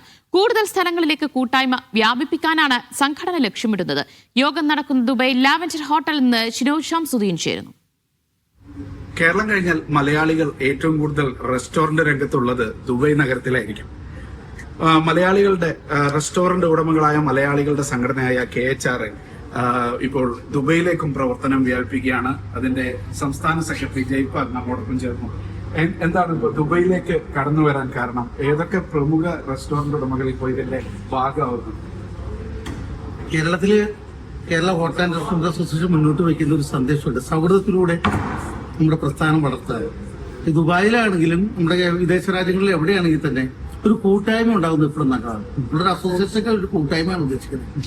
ദുബായിനെ സംബന്ധിച്ചിടത്തോളം നമ്മുടെ കേരളത്തിലുള്ള ഏതാണ്ട് എല്ലാവരും തന്നെ മിക്കവാറും ഇവിടെയുള്ള ഹോട്ടലുകാരൊക്കെ തന്നെ കേരളത്തിന് ഹോട്ടലുള്ളവരാണ്. ഇപ്പൊ സുമേഷ് പാരഗണൊക്കെ എന്ന് പറഞ്ഞാൽ നമ്മുടെ അവിടുത്തെ പാരഭാഗ്യത ഇവിടെ ഹോട്ടലുണ്ട്. അതുപോലെ തന്നെ മിക്ക നോക്കിക്കഴിഞ്ഞാലും നമ്മുടെ മേപ്പിൽ എടുത്തു നോക്കാം, അതുപോലെ തന്നെ ദേപ്പൂട്ടുണ്ട്, ഏത് ഹോട്ടൽ എടുത്ത് നോക്കി കഴിഞ്ഞാൽ ഇവരൊക്കെ കേരളത്തിൽ KHRയുമായിട്ട് സഹകരിക്കുന്ന അംഗങ്ങളാണ്. എന്തുകൊണ്ട് നമുക്ക് ഇവിടെ ഒരു സൗഹൃദ കൂട്ടായ്മ ഉണ്ടായിക്കൂടാ എന്നൊരു ചിന്താഗതിയുടെ ഭാഗമായിട്ടാണ് ഞങ്ങൾ ആദ്യമായിട്ട് ഇവിടെ ഇന്ന് ഇവിടെയുള്ള UAE-യിലുള്ള മുഴുവൻ ചെറുതും വലുതുമായ മുഴുവൻ ഹോട്ടലുകളെയും കൂടി ഒരുമിച്ച് വിളിച്ചുകൊണ്ട് ഇവിടെ നമ്മൾ ഇങ്ങനെ ഒരു ഇവന്റ് സംഘടിപ്പിച്ചത്. ഇതിന്റെ പ്രധാന ഉദ്ദേശം ഇത്രയുള്ള ഒരു കൂട്ടായ്മ, അതായത് നല്ല സന്ദേശങ്ങൾ. നമ്മുടെ കേരളത്തിൽ ഒത്തിരിയേറെ നമുക്കറിയാം, വയനാടൊക്കെ ദുരന്തം ഉണ്ടായപ്പോൾ നമ്മുടെ ഹോട്ടൽ അസോസിയേഷനാണ് ഒത്തിരി ചാരിറ്റി ചെയ്തത്. ബിസിനസ് രംഗത്ത് ഏതൊക്കെ തരത്തിലാണ് അത് ഈ ഉടമകൾക്ക് ഉപകാരപ്പെടുന്നത്? ബിസിനസ് രംഗത്ത് പറഞ്ഞാൽ ഇപ്പൊ നമ്മളിവിടെ നമ്മളൊരു എക്സ്പോ നടത്താൻ നമുക്ക് ഐഡിയ ഉണ്ട്. നമുക്കറിയാം നല്ല റോ മെറ്റീരിയൽസ്, അതുപോലെ തന്നെ നല്ല ഞങ്ങളുടെ എക്യുപ്മെന്റ്സിന്റെ പുതിയ ഒത്തിരി നൂതനമായ എക്യുപ്മെന്റ്സ് ഉണ്ട്. അതേമാതിരി തന്നെയാണ് ഈ ഫീൽഡിൽ വലിയൊരു പ്രശ്നം എന്ന് വെച്ച് കഴിഞ്ഞാൽ അനാരോഗ്യകരമായ മത്സരം, അതേപോലെ തന്നെ ഒത്തിരി ഡിപ്രഷൻ. അതായത് ബിസിനസ്സിൽ ഭയങ്കര ടെൻഷനാണ്. ഈ ടെൻഷൻ കാരണം തന്നെ പലർക്കും നന്നായിട്ട് ബിസിനസ് ചെയ്യാൻ പറ്റുന്നില്ല. അപ്പൊ ആ ടെൻഷനൊക്കെ ഒഴിവാക്കിക്കൊണ്ട് കൂട്ടായ്മകളിൽ കൂടെ അവരിലേക്ക് നന്മ അല്ലെങ്കിൽ സന്തോഷം കൊടുത്തുകൊണ്ട് എങ്ങനെ അവരെ ചേർത്ത് പിടിക്കാം. പലപ്പോഴും പലർക്കും പല പ്രശ്നങ്ങളുണ്ടാവും. ചിലർക്ക് സാമ്പത്തികമായിരിക്കാം, ചിലർക്ക് മെന്റലി ആയിരിക്കും, പല പ്രശ്നങ്ങൾ. അതായത് ഈ ഡിപ്രഷനൊക്കെ ഉണ്ടാകുന്ന ഈ ബിസിനസിന്റെ കുറവുണ്ടാവും. അപ്പൊ അവരെ നമ്മൾ ചേർത്ത് പിടിച്ചുകൊണ്ട് അവരുടെ ബിസിനസ് ഇമ്പ്രൂവ് ചെയ്യുന്നതിന് ആവശ്യമായ മറ്റുള്ള സഹായ സഹകരണങ്ങൾ ചെയ്തു കൊടുക്കുക. ഇപ്പൊ ഞാനിവിടെ ഇന്നലെ വന്നപ്പോൾ തന്നെ ഒരു വ്യക്തി പറഞ്ഞു 1.5 കോടി രൂപകളും ബിസിനസ്സിൽ നഷ്ടപ്പെട്ടു. നഷ്ടം. അപ്പൊ എന്തുകൊണ്ടാണ് അങ്ങനെ നഷ്ടം വരുന്നത്? നമ്മുടെ ബിസിനസിന്റെ കുഴപ്പമാണോ? അതല്ല, എന്താണ് അവിടെ ഒരു പോരായ്മ വരുന്നത്? നമുക്ക് ചിന്തിച്ചുകൊണ്ട് ഇതിന് വേണ്ടിയിട്ടുള്ള സ്പെഷ്യലിസ്റ്റുകളെ നമ്മൾ കൊണ്ടുവന്നുകൊണ്ട് അവർക്ക് വേണ്ട ക്ലാസ്സുകൾ കൊടുത്തുകൊണ്ട് ഒപ്പം തന്നെ അവർക്ക് വേണ്ട എന്താണ് അവർക്ക് ചെയ്തു കൊടുക്കേണ്ടത് നമ്മൾ ചെയ്തു കൊടുക്കുന്നു. ഒപ്പം തന്നെ അതിനെല്ലാം വലിയൊരു കാര്യമാണ് മാനസികമായിട്ടുള്ള ധൈര്യം കൊടുക്കുക. ഞങ്ങളും നിങ്ങളോടൊപ്പമുണ്ട്, നമുക്ക് ഒരുമിച്ച് നിന്നാൽ നേടാൻ പറ്റാത്ത ഒരു പ്രശ്നങ്ങളും നമ്മുടെ രാജ്യത്തില്ല, അല്ലെങ്കിൽ നമുക്കില്ല. അതുകൊണ്ട് ആ ഒരു കൂട്ടായ്മ, സ്നേഹ കൂട്ടായ്മ. ദുബൈയിലുള്ള റെസ്റ്റോറന്റ് ഉടമകൾ എങ്ങനെയാണ് ഇതിനെ കാണുന്നത്? നമുക്ക് നാട്ടിലെ റെസ്റ്റോറന്റ് ഉണ്ട്, മഹ്ഫൽ ബിരിയാണി എന്നുള്ള പേര്. അതേ റെസ്റ്റോറന്റ് ഇവിടെയും തുടങ്ങിയിട്ടുണ്ട്. ഓരോ സ്ഥലത്തും നമ്മൾ ദുബായിലാണ് എളുപ്പം, അമേരിക്കയിലാണ് എളുപ്പം, ഇന്ത്യയിലാണ് എളുപ്പം. എളുപ്പം ഉണ്ടാക്കുന്നത് നമ്മൾ തന്നെയാണ്. നമ്മളാണ് തീരുമാനിക്കേണ്ട എളുപ്പമാണ് വേണ്ടതെന്നുള്ളത്. നമ്മുടെ രാജ്യത്തെ നിയമങ്ങൾ പാലിക്കുക. നമ്മൾ ഏറ്റവും ബെസ്റ്റ് കൊടുത്തു കഴിഞ്ഞാൽ 100% കസ്റ്റമേഴ്സ് നമ്മുടെ കൂടെ ഉണ്ടാവും. അതിന് ഓരോ കൺട്രിയിലും അവരുടെ കൺട്രി അനുസരിച്ച് നിയമങ്ങൾ ഉണ്ടാവും, അത് നമ്മൾ പാലിക്കുക. അപ്പൊ നമുക്ക് കച്ചവടം എപ്പോഴും എളുപ്പമായിരിക്കും. അതിന് നമുക്ക് എപ്പോഴും സപ്പോർട്ട് ചെയ്യുന്ന സംഘടനയുടെ നാട്ടിലായിക്കോട്ടെ KHR. ഇപ്പൊ ഇവിടെ വന്നു കഴിഞ്ഞാൽ നമുക്കൊരു പേപ്പർ വർക്ക് ക്ലിയർ ആണെങ്കിൽ മലയാളി ഇപ്പൊ പേടിക്കുന്ന കാര്യമാണ്. അവിടെ പേപ്പർ കിട്ടും, വിസ പ്രോസസ് എന്താ. നമുക്ക് ഇൻ ഫ്യൂച്ചറിൽ നമ്മുടെ KHR മതിയാവും. ഇതിനൊക്കെ ഒരു സൊല്യൂഷൻ ആയിട്ട് നമുക്കത് കാണാൻ പറ്റും. ഒരു ഓഫീസ് ഉണ്ടെങ്കിൽ അവിടെ പോയി എനിക്കൊരു റെസ്റ്റോറന്റ് തുടങ്ങണം എന്ന് പറഞ്ഞത് ഒരു ദുബായിൽ ഒതുങ്ങുന്നില്ല. ഗ്ലോബലി മലയാളികൾ എവിടെയൊക്കെ റെസ്റ്റോറൻറ്റ്സ് ചെയ്യുന്നു അവിടെയൊക്കെ നമ്മൾ പോയിട്ട്, അതാണ് നമ്മുടെ സാറ് പറയുന്നത്, അവിടെയൊക്കെ നമുക്ക് പോയിട്ട് ഈ ഹെൽപ്പും ഈ കൂട്ടായ്മ ഉണ്ടാവുക. അതിനാണ് ലക്ഷ്യം. ഇതൊരു തുടക്കം മാത്രമാണെന്നാണ് KHR പറയുന്നത്. UAE-യിൽ മാത്രമല്ല, അമേരിക്കയിലേക്കും യൂറോപ്പിലേക്കും ഒക്കെ മലയാളികൾ എവിടെയുണ്ടോ അവിടേക്കൊക്കെ ഈ പ്രവർത്തനം വ്യാപിപ്പിക്കാനുള്ള ഒരു തുടക്കമാണ് ദുബൈയിൽ നിന്ന് ആരംഭിക്കുന്നത്. യാസർ അറഫാദിനൊപ്പം ഷിനോ ഷംസദി, മീഡിയ വൺ, ദുബായ്. ആദ്യമായി ആർട്ടിഫിഷ്യൽ ഇന്റലിജൻസ് ഉപയോഗിച്ച് നിർമ്മിക്കുന്ന കണ്ടന്റുകൾക്ക് പ്രത്യേക പുരസ്കാരം പ്രഖ്യാപിച്ച് സൗദി അറേബ്യ. സൗദി മീഡിയ ഫോറത്തിന്റേതാണ് പ്രഖ്യാപനം. AI മേഖലയ്ക്ക് പുറമെ മറ്റ് 3 വിഭാഗങ്ങളിൽ കൂടി പ്രത്യേക പുരസ്കാരങ്ങൾ പ്രഖ്യാപിച്ചിട്ടുണ്ട്. സൗദിയിൽ ആദ്യമായാണ് ആർട്ടിഫിഷ്യൽ ഇന്റലിജൻസ് ഉപയോഗിച്ച് നിർമ്മിക്കുന്ന കണ്ടന്റുകൾക്ക് പ്രത്യേക പുരസ്കാരം പ്രഖ്യാപിക്കുന്നത്. സൗദി മീഡിയ ഫോറത്തിന്റേതാണ് പ്രഖ്യാപനം. പ്രധാനമായും 4 വിഭാഗങ്ങളിലായി 16 പുരസ്കാരങ്ങളാണ് പ്രഖ്യാപിച്ചത്. ടെലിവിഷൻ പരിപാടികൾ, radio and podcast, digital media, പത്രപ്രവർത്തനം എന്നിവയാണവ.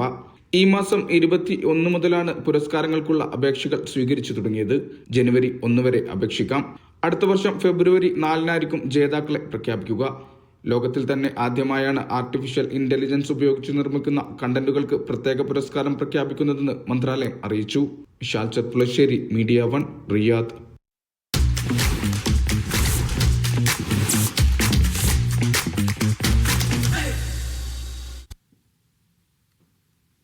അഭിനേത്രി നിലയിൽ റേച്ചൽ സിനിമ അംഗീകാരം നൽകുമെന്നാണ് പ്രതീക്ഷയെന്ന നടി ഹണി റോസ്. ഇതുവരെ ചെയ്തിട്ടില്ലാത്ത കഥാപാത്രമാണ് സിനിമയിലേത്. എല്ലാവർക്കും ആസ്വദിക്കാൻ കഴിയുന്ന ചിത്രമായിരിക്കും റേച്ചൽ എന്നും ഹണി റോസ് പറഞ്ഞു. ദോഹയിൽ മീഡിയ വണ്ണുമായി സംസാരിക്കുകയായിരുന്നു അവർ. റേച്ചൽ സിനിമയുടെ ട്രെയിലർ ലോഞ്ചിൽ സ്വയം ട്രോളിയതിനെ കുറിച്ചുള്ള ചോദ്യത്തിന് അത് ട്രോളിയതല്ല, യാഥാർത്ഥ്യമാണ് എന്നായിരുന്നു ഹണി റോസിന്റെ മറുപടി. ഇല്ല, ഞാനത് ജെന്യുവനായിട്ട് സംസാരിച്ചതാണ്, ട്രോളിയതല്ല, അതിൻ്റെ റിയാലിറ്റിയാണ്. സോ അതിലൊരു മാറ്റം റേച്ചലിനെ കൊണ്ടുവരാൻ കഴിയട്ടെ എന്ന് ഞാൻ ആത്മാർത്ഥമായിട്ട് ആഗ്രഹിക്കുന്നു. ലെറ്റ്സ് ഒരു നല്ല നടി എന്നുള്ള രീതിയിലൊരു ഒരു അംഗീകാരം അല്ലെങ്കിൽ ഒരു പേര് ഈ സിനിമ തരുമെന്നുള്ളൊരു വിശ്വാസമുണ്ട്. മുൻനിര നായികമാർ 10 സിനിമയ്ക്ക് വാങ്ങുന്ന ശമ്പളം ഹണി ഒരു വർഷത്തിൽ ഉദ്ഘാടനം ചെയ്തുണ്ടാക്കുന്നു എന്ന സംവിധായകൻ വിനയന്റെ പ്രതികരണത്തോട് നടിയുടെ ഉത്തരം ഇങ്ങനെ: അത് അദ്ദേഹം എന്താ പറയാ, ഡെഫിനറ്റ്ലി അദ്ദേഹം എൻ്റെ ഗുരുവാണ്. അപ്പൊ എന്നെ മാക്സിമം ഒന്ന് സപ്പോർട്ട് ചെയ്യാൻ വേണ്ടി അദ്ദേഹം കൈന്നിട്ട് പറഞ്ഞതാണ്. പക്ഷെ ഒത്തിരി സന്തോഷം കേൾക്കുമ്പോൾ അതൊക്കെ. യെസ്, പ്രതികാരവും ഫൈറ്റും ഒക്കെയുള്ള സമ്പൂർണ്ണ കമേഴ്സ്യൽ സിനിമയാണ് റേച്ചൽ എന്നും ഹണി റോസ് വ്യക്തമാക്കി. തന്നെയാണ് പുതിയ വിശേഷം. ഡിസംബർ 6 റിലീസ് ചെയ്യാണ് മൂവി. ഒത്തിരി സന്തോഷം. ബ്യൂട്ടിഫുൾ ആയിട്ട് വന്നിട്ടുണ്ട്. ഒരു പക്കാ കൊമേഴ്ഷ്യൽ മൂവിയാണ്. ഫുൾ ഓൺ എന്റർടൈൻമെന്റ് ആയിരിക്കും. ഒരു റിവെഞ്ചും അല്ലെങ്കിൽ ഫൈറ്റ് സീക്വൻസും ത്രില്ലറും ഒക്കെ ആയിട്ടുള്ള ഒരു ബ്യൂട്ടിഫുൾ ആയിട്ടുള്ള ഒരു മൂവി. ഒത്തിരി നല്ല കഥാപാത്രങ്ങൾ ചെയ്തിട്ടുണ്ട്. ഒരു കാലഘട്ടത്തിന്റെ കഥ പറയുന്ന സിനിമയാണ്. ഇറച്ചിവെട്ടുകാരിയായിട്ട് ഞാൻ വന്നിരിക്കുന്നത്. ആനന്ദിനി ബാലയാണ് സിനിമ സംവിധാനം ചെയ്തിരിക്കുന്നത്. എബ്രിഡ് ഷൈൻ സാറും പ്രസന്റ് ചെയ്തിരിക്കുന്നു. ആൻഡ് ബാദുക്കയാണ് ഇത് പ്രൊഡ്യൂസ് ചെയ്തിരിക്കുന്നത്. രാഹുൽ മണപ്പാട്ട് എഴുതിയിട്ടുള്ള ഒരു ഷോർട്ട് സ്റ്റോറി ആയിരുന്നു. അതിന് ഒത്തിരി അംഗീകാരങ്ങൾ കിട്ടിയിരുന്നു. അതാണ് സിനിമയായിട്ട് ഡെവലപ്പ് ആയത്. ആൻഡ് ഈ കഥ പറയുമ്പോൾ തന്നെ എനിക്ക് ഭയങ്കരമായിട്ട് ഇഷ്ടമായി. ആൻഡ് ആനന്ദിനിയുടെ ഒരു വിഷനാണ് ഇങ്ങനെ ഒരു ഇത്രയും ഇന്റൻസ് ആയിട്ടുള്ള ഒരു കഥ തന്നെ എടുത്തിട്ടൊരു സിനിമ ചെയ്യണം എന്നുള്ളത്. അത് അവരതിൽ വിജയിച്ചു എന്ന് തന്നെ 100% എനിക്ക് പറയാൻ കഴിയും. Abbas Muhammad, media 1, Doha. Kuwait stock എക്സ്ചേഞ്ചിൽ ലിസ്റ്റ് ചെയ്ത് 134 കമ്പനികൾ ഈ വർഷത്തെ ആദ്യ 9 മാസത്തെ സാമ്പത്തിക ഫലങ്ങൾ പ്രസിദ്ധീകരിച്ചു. 2.086 ബില്യൺ ദിനാർ അറ്റാദായമാണ് കമ്പനികൾ രേഖപ്പെടുത്തിയത്. 13 വ്യത്യസ്ത മേഖലകളിൽ ഉൾപ്പെട്ട സ്ഥാപനങ്ങളിൽ 6 മേഖലകൾ കഴിഞ്ഞ വർഷത്തേക്കാൾ തുടർച്ചയായ ലാഭ വളർച്ച കൈവരിച്ചു. 4 മേഖലകളിൽ ലാഭം കുറഞ്ഞു. ഗൾഫ് വിപണികളിൽ തന്നെ മികച്ച നേട്ടമാണ് ഈ വർഷം കുവൈറ്റ് സ്റ്റോക്ക് എക്സ്ചേഞ്ച് കൈവരിക്കുന്നതെന്ന് വിലയിരുത്തപ്പെടുന്നു. വിപണിയിലെ സ്ഥിരതയും നിക്ഷേപകരുടെ വിശ്വാസവുമാണ് കമ്പനികളുടെ നേട്ടത്തിന് വഴിയൊരുക്കിയത്. നടപ്പ് സാമ്പത്തിക വർഷത്തിൽ രാജ്യത്തിന്റെ സമ്പദ് വ്യവസ്ഥ കൂടുതൽ വളർച്ച കൈവരിക്കുമെന്ന് പ്രതീക്ഷിക്കുന്നു. വൈദ്യുതി വെള്ള ബില്ലുകൾ അടയ്ക്കണമെന്നാവശ്യപ്പെട്ട് മന്ത്രാലയത്തിന്റെ പേരിൽ പ്രചരിക്കുന്ന വ്യാജ സന്ദേശങ്ങളെക്കുറിച്ച് ഉപഭോക്താക്കൾ ജാഗ്രത പാലിക്കണമെന്ന് കുവൈറ്റിലെ വൈദ്യുതി ജല മന്ത്രാലയം മുന്നറിയിപ്പ് നൽകി. ഇത്തരം സന്ദേശങ്ങൾ പൂർണ്ണമായും വ്യാജമാണെന്നും മന്ത്രാലയവുമായി യാതൊരു ബന്ധവുമില്ലെന്നും അധികൃതർ വ്യക്തമാക്കി. ബില്ല് വിവരങ്ങളും പേയ്മെന്റ് നോട്ടീസുകളും ലഭിക്കാൻ ഔദ്യോഗിക ആശയവിനിമയ ചാനലുകൾ മാത്രം ഉപയോഗിക്കണം. സംശയാസ്പദമായ സന്ദേശങ്ങൾ ഉടൻ അവഗണിക്കണമെന്ന് മന്ത്രാലയം ഉപഭോക്താക്കളോട് അഭ്യർത്ഥിച്ചു. യഥാർത്ഥ മന്ത്രാലയ സന്ദേശങ്ങളും വ്യാജ സന്ദേശങ്ങളും തിരിച്ചറിയാൻ സഹായിക്കുന്നതിനായി താരതമ്യ വിവരണമുള്ള ചിത്രം മന്ത്രാലയം പുറത്തുവിട്ടിട്ടുണ്ട്. രാത്രിയിലും കബറടക്കത്തിനുള്ള സൗകര്യം ഒരുക്കിയതായി കുവൈറ്റ് മുനിസിപ്പാലിറ്റി അറിയിച്ചു. മരണപ്പെട്ടയാളുടെ കുടുംബം ഇശാ നമസ്കാരത്തിന് ശേഷമുള്ള കബറടക്കത്തിന് അഭ്യർത്ഥിക്കുന്നുവെങ്കിൽ ബന്ധപ്പെട്ട ഔദ്യോഗിക നടപടിക്രമങ്ങൾ പാലിച്ച് അനുമതി ലഭ്യമാക്കാമെന്ന് അധികൃതർ വ്യക്തമാക്കി. നിലവിൽ രാവിലെ 9 മണിയിലും അസർ നമസ്കാരത്തിന് ശേഷവുമാണ് ഔദ്യോഗിക കബറടക്ക സമയം. ഖൈതാനിലെ കിങ് ഫൈസൽ റോഡിൽ 2 ദിശകളിലേക്കുമുള്ള ഇടത്തെ ഫാസ്റ്റ് ലൈൻ 21 ദിവസത്തേക്ക് അടച്ചിട്ടതായി കുവൈറ്റ് ഗതാഗത വകുപ്പ് അറിയിച്ചു. ഇബ്രാഹിം അൽ മുസൈൻ സ്ട്രീറ്റിലെ ഇന്റർസെക്ഷൻ മുതൽ 5th റിംഗ് റോഡ് വരെ അടച്ചിടൽ ഇന്ന് പുലർച്ചെ മുതൽ പ്രാബല്യത്തിലാണ്. അതേസമയം Arabian Gulf street engineers society intersection മുതൽ 2nd റിംഗ് റോഡിലേക്കുള്ള ഭാഗം വീണ്ടും ഗതാഗതത്തിന് തുറന്നു. ഈ റോഡ് പിന്നീട് വീണ്ടും അടയ്ക്കും. പുതിയ തീയതി മുൻകൂട്ടി അറിയിക്കുമെന്നും അധികൃതർ വ്യക്തമാക്കി. ഖത്തറിൽ നടക്കുന്ന അണ്ടർ 17 ലോകകപ്പിന്റെ സെമി ഫൈനലിൽ യൂറോപ്യൻ ആധിപത്യം. ഓസ്ട്രിയ, ഇറ്റലി, പോർച്ചുഗൽ ടീമുകളാണ് യൂറോപ്പിൽ നിന്ന് അവസാന 4ലേക്ക് യോഗ്യത നേടിയത്. സൗത്ത് അമേരിക്കയിൽ നിന്ന് ബ്രസീലും സെമിയിലെത്തി. തിങ്കളാഴ്ചയാണ് സെമി ഫൈനൽ പോരാട്ടങ്ങൾ.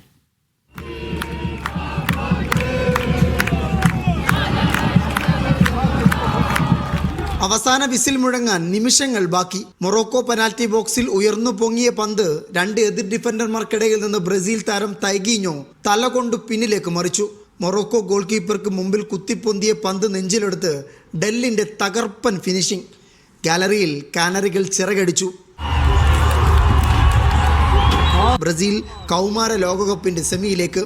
അതിന്റെ ആഹ്ലാദം ബ്രസീലുകാർ ഇങ്ങനെ പകർത്തിവെച്ചു. Yeah, we're through to the semi-final against Portugal. Really happy about this under 17 World Cup. We're going to make our 5th. Today was a good game. Today was a tight game also.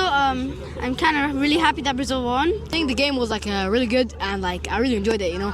Yeah. And I feel bad for Morocco.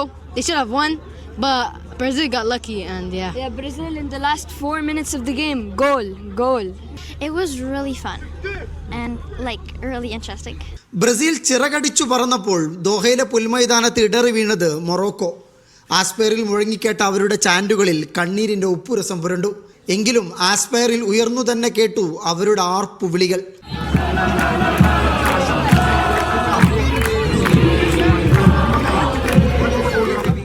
Morocco ആരാധകർ മുഴക്കിയ ആത്മവിശ്വാസം അപ്പോഴും ഒരു നോവായി ബാക്കിയായി. Inshallah we win 4-0.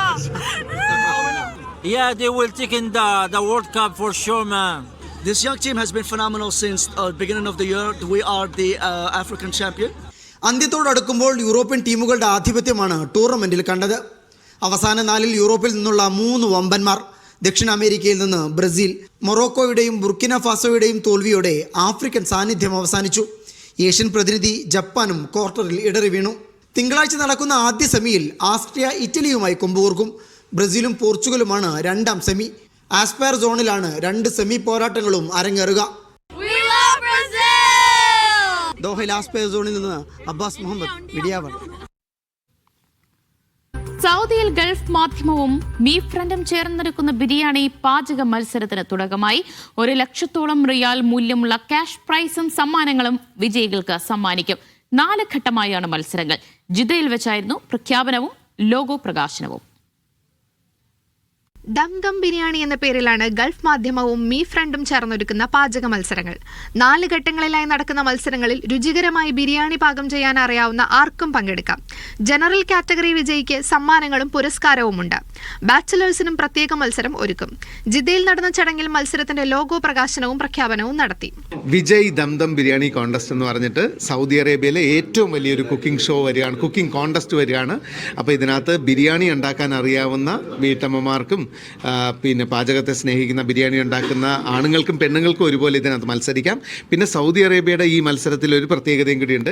ഇപ്പോൾ bachelor ലൈഫിൽ ഒരുപാട് പേര് നമുക്കൊക്കെ പരിചയത്തിൽ ആളിയായിരിക്കും 20 മിനിറ്റ് ബിരിയാണി ഉണ്ടാക്കിത്തരാം, അല്ലെങ്കിൽ 30 മിനിറ്റ് ബിരിയാണി ഉണ്ടാക്കിത്തരാം എന്നൊക്കെ പറയുന്ന ചില ചങ്കുകളുണ്ട്.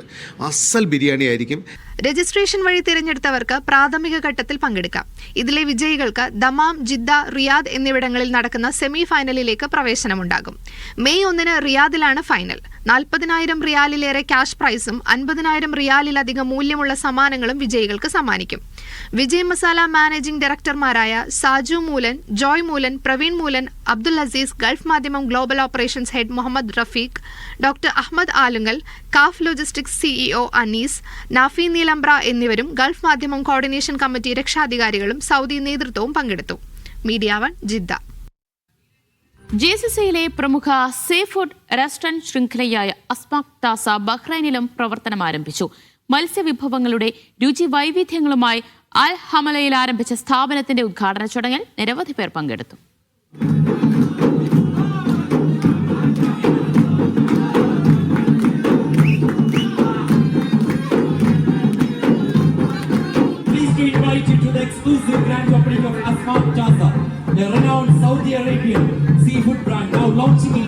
സൗദി അറേബ്യയിൽ പ്രസിദ്ധിയാർജിച്ച മത്സ്യവിഭവങ്ങളുടെ രുചിപ്പെരുമയുമായാണ് അസ്മാക് താസ ബഹ്റൈനിലെ അൽഹമനയിൽ പ്രവർത്തനം ആരംഭിച്ചത്.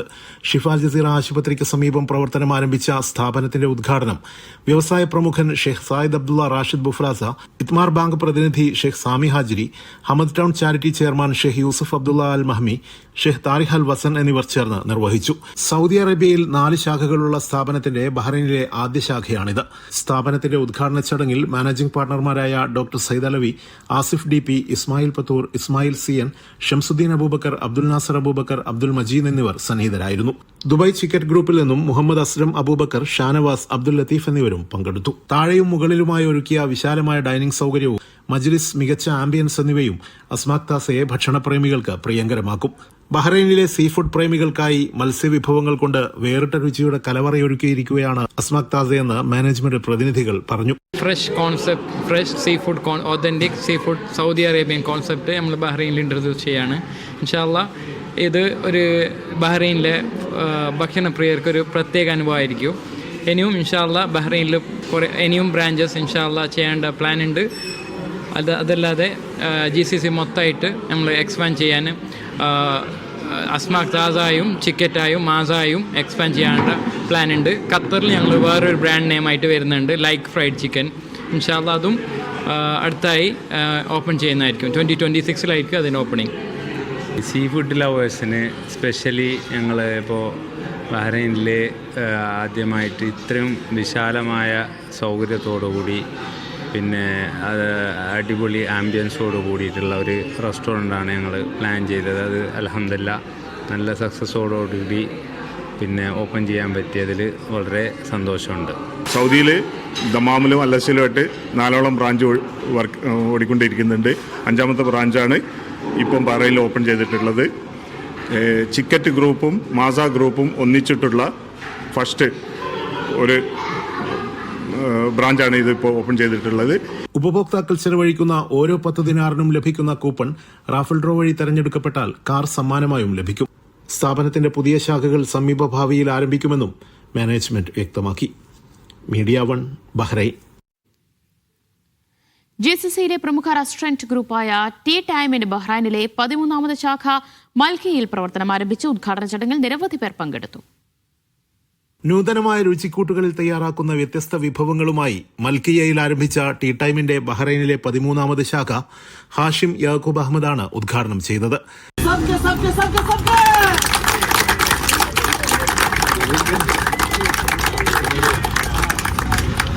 മാനേജിംഗ് പാർട്ണർമാരായ മുഹമ്മദ് മീത്തരെ വീട്ടിൽ, മുഹമ്മദ് അഷ്റഫ് വെള്ളുവക്കണ്ടി എന്നിവർ സന്നിഹിതരായിരുന്നു. ബഹ്റൈനിലെ സാമൂഹിക സാംസ്കാരിക രംഗങ്ങളിൽ പ്രവർത്തിക്കുന്ന പ്രമുഖർ ഉദ്ഘാടന ചടങ്ങിൽ പങ്കെടുത്തു. ടീ ടൈമിന്റെ ആകർഷകമായ ഔട്ട്ലെറ്റുകൾ രാജ്യത്തെ സ്വദേശികളുടെയും പ്രവാസികളുടെയും ഇഷ്ടകേന്ദ്രങ്ങളായി മാറും വിധമാണ് സജ്ജീകരിച്ചിരിക്കുന്നതെന്നും ഉപഭോക്താക്കളുടെ പൂർണ്ണ സംതൃപ്തി ലക്ഷ്യമിട്ട് ഉന്നത ഗുണനിലവാരം ഉറപ്പുവരുത്തി മാത്രം നിർമ്മിക്കുന്ന ടീ ടൈം വിഭവങ്ങൾക്ക് മികച്ച പ്രതികരണമാണ് ലഭിക്കുന്നതെന്നും മാനേജിംഗ് ഡയറക്ടർമാരായ മുഹമ്മദ് അഷ്റഫ് വെള്ളുവക്കണ്ടി, മുഹമ്മദ് മീത്തരെ വീട്ടിൽ എന്നിവർ പറഞ്ഞു. അപ്പോൾ ഇൻഷാല്ലാ നല്ല മാർക്കറ്റാണ് ഇവിടെ. ടീ ടൈമിന്റെ 13ാമത്തെ ബ്രാഞ്ച് ഓപ്പണായി. ഇനി ഇൻഷാല്ലാ ഇനി നമ്മൾ 100 ബ്രാഞ്ചിലേക്ക് എത്തും. ചൈനയിൽ നിന്ന് ആരംഭിച്ച ചായ സംസ്കാരം മനുഷ്യ സമൂഹം ലോകത്ത് എവിടെയൊക്കെ ജീവിക്കുന്നോ അവിടെയെല്ലാം എത്തിക്കുന്നതിൽ മലയാളി വഹിക്കുന്ന പങ്കാണ് ടീ ടൈമിലൂടെ പ്രകടമാകുന്നത്. ഖത്തറിൽ നിന്നും ബഹ്റൈനിലെത്തി ബഹ്റൈൻ്റെ 13ാമത്തെ ബ്രാഞ്ച് ഇവിടെ ഉദ്ഘാടനം നിർവഹിച്ച് കഴിഞ്ഞ് ഇനി 2 ബ്രാഞ്ച് കൂടി ഇപ്പോൾ അവരുടെ പണിപ്പുരയിലാണ്. എന്തായാലും ഇവരെ സംബന്ധിച്ചിടത്തോളം നമ്മളെ മലയാളികളെ സംബന്ധിച്ചിടത്തോളം ഏറ്റവും അഭിമാനമാണ്. 2002 ഒരു ഔട്ട്ലെറ്റുമായി ആരംഭിച്ച ടീ ടൈം ഇന്ത്യയിലും വിദേശ രാജ്യങ്ങളിലുമായി മികച്ച സ്വീകാര്യതയാണ് നേടിയത്. പുതിയ ശാഖയിൽ ഇന്ത്യൻ, അറബിക്, ഇന്റർനാഷണൽ വിഭവങ്ങൾ രുചി വൈവിധ്യങ്ങളോടെ ഒരുക്കിയതായും മാനേജ്മെന്റ് അറിയിച്ചു. സമീപ ഭാവിയിൽ തന്നെ രാജ്യത്ത് കൂടുതൽ ശാഖകൾ ആരംഭിക്കുമെന്നും മാനേജ്മെന്റ് വ്യക്തമാക്കി. Media 1 Bahrain. കൃഷിയെ സ്നേഹിക്കുന്ന പ്രവാസികൾക്കായി ഷാർജ മുവൈലയിലെ അൽ മദീന ഷോപ്പിംഗ് സെന്ററിൽ ഗ്രീൻ വില്ലേജ് തുറന്നു. 1 ദിർഹത്തിന് മുതൽ ചെടികളും വിത്തുകളും സ്വന്തമാക്കാൻ ഇവിടെ സൗകര്യമുണ്ട്. UAE ദേശീയ ദിനാഘോഷങ്ങളുടെ ഭാഗമായി സൗജന്യമായി ചെടി നൽകുന്ന ക്യാമ്പയിനും അൽ മദീന ഷോപ്പിംഗ് സെന്ററിലുണ്ട്. തണുപ്പുകാലത്ത് വീടിന്റെ ബാൽക്കണിയും അകവും പുറവുമെല്ലാം കൃഷിയിടമാക്കി മാറ്റുന്ന പ്രവാസി കർഷകർക്ക് ഇവിടേക്ക് കടന്നുവരാം. നാടൻ തെങ്ങിൻ തൈ മുതൽ ബദാം, ഫിഗ് ഒലിവ് എന്നിവയുടെ ചെടികൾ വരെ മുവേല അൽ മദീന ഷോപ്പിംഗ് സെന്ററിലെ ഈ ഗ്രീൻ വില്ലേജിലുണ്ട്. മികച്ച ഗാർഹിക തോട്ടങ്ങൾക്ക് ദുബായ് മുനിസിപ്പാലിറ്റി പ്രഖ്യാപിച്ച 3 ലക്ഷത്തിന്റെ സമ്മാനത്തിന് മാറ്റുരയ്ക്കാൻ ആഗ്രഹിക്കുന്നവർക്കും ഇവിടേക്ക് കടന്നു വരാം. ഈ പ്ലാന്റ് ക്യാമ്പയിനിങ് സ്റ്റാർട്ട് ചെയ്യുന്നുണ്ട്. അതായത് നമ്മൾ നാഷണൽ ഡേയുടെ ഭാഗമായിട്ടുള്ള ഒരു ഫ്രീ പ്ലാന്റ് ക്യാമ്പയിനിങ്ങിനാണ്. അപ്പോൾ ആൾക്കാർക്ക് ഇനിയിപ്പോൾ വരുന്ന ഹോളിഡേയ്സ് ആണ്. അപ്പോൾ നമ്മളെ സംബന്ധിച്ചിടത്തോളം അതിനൊരു പ്രചോദനം എന്നുള്ള ലെവലിൽ നമ്മൾ ഈ നഴ്സറി വിസിറ്റ് ചെയ്യുന്ന ഒരാൾക്ക് നമ്മൾ ഈ ഒരു ഫ്രീ പ്ലാന്റ് ക്യാമ്പയിനിങ്ങളിൽ പാർട്ടിസിപ്പേഷൻ ചെയ്യാൻ പറ്റും. ഗ്രീൻ വില്ലേജിലെത്തുന്ന കർഷകർക്ക് നിരവധി ആനുകൂല്യങ്ങളും ഇവർ പ്രഖ്യാപിച്ചിട്ടുണ്ട്. 1 ദിർഹംസിന്റെ സാധനങ്ങൾ വാങ്ങിയാൽ 3 മാസം നീളുന്ന വിന്റർ പ്രൊമോഷന്റെ ഭാഗമാകും. UAE ദേശീയ ദിനാഘോഷങ്ങളുടെ ഭാഗമായി ഈ മാസം 26 മുതൽ ഡിസംബർ 10 വരെ ഗ്രീൻ വില്ലേജ് സന്ദർശിക്കുന്നവർക്ക് സൗജന്യ ചെടികളും നൽകും. ഗ്രീൻ UAE പദ്ധതിയെ പ്രോത്സാഹിപ്പിക്കാൻ കൂടിയാണ് ഗ്രീൻ വില്ലേജ് എന്ന അൽ മദീന ഷോപ്പിംഗ് സെന്റർ അധികൃതർ പറഞ്ഞു. Media 1 Sharjah.